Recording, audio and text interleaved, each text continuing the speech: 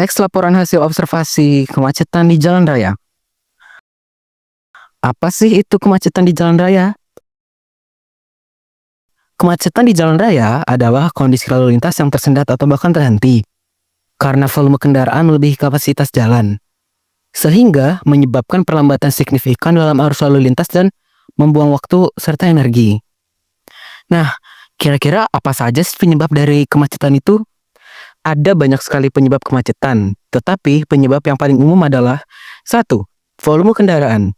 Terjadi karena jumlah kendaraan melebihi kapasitas jalan.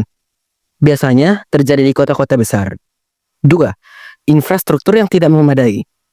Jalan sempit, berlubang, kurangnya jalur alternatif, serta kurangnya lampu lalu lintas. 3. Perilaku pengguna jalan.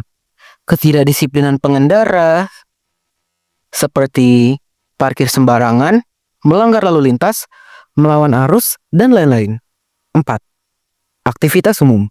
Jalan raya yang terletak di dekat fasilitas umum seperti sekolah, pasar, taman, biasanya lebih rawan terjadi kemacetan.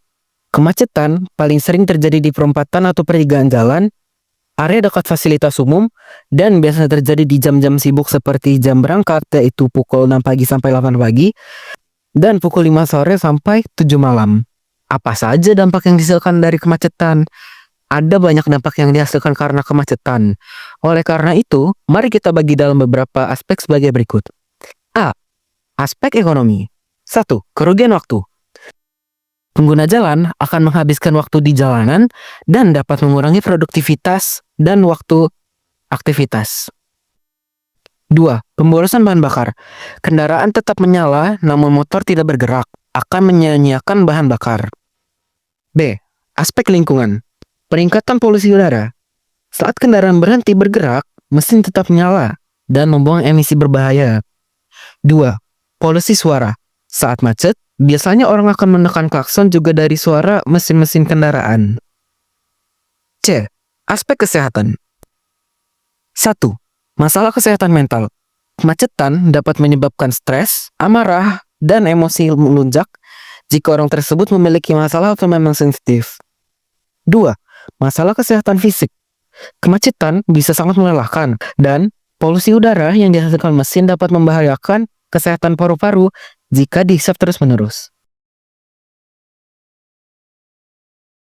Meskipun kemacetan merugikan semua pengguna jalan, pengendara mobil seringkali paling dirugikan karena mereka menanggung beban finansial, fisik, dan psikologis yang lebih berat. Keterbatasan manuver membuat mereka terjebak dalam barisan panjang, menyebabkan pemborosan bahan bakar dan mengurangi waktu serta produktivitas. Nah, gimana sih cara mengatasi kemacetan itu? Untuk mengatasi kemacetan, pasti akan melibatkan upaya dari masyarakat dan pemerintah, seperti menambah infrastruktur transportasi, merencanakan perjalanan, menggunakan transportasi publik, mengadakan kampanye kesadaran publik, menambahkan petugas polisi di lampu lalu lintas, dan masih banyak lagi. Jadi, apa itu kemacetan? Kemacetan adalah suatu kondisi di mana lalu lintas tersendat atau bahkan terhenti. Hal ini disebabkan oleh banyak hal, seperti volume jalan yang melebihi batas, infrastruktur yang tidak memadai, perilaku pengendara yang kurang baik, serta aktivitas-aktivitas umum yang dilakukan. Dampak yang terjadi pun tak main-main. Dapat mempengaruhi aspek ekonomi, lingkungan, bahkan kesehatan. Untuk mengatasinya, dilakukan mulai dari diri sendiri dan diikuti oleh gebrakan pemerintah. Sekian video dari kami. Terima kasih atas perhatiannya. Sampai jumpa kembali.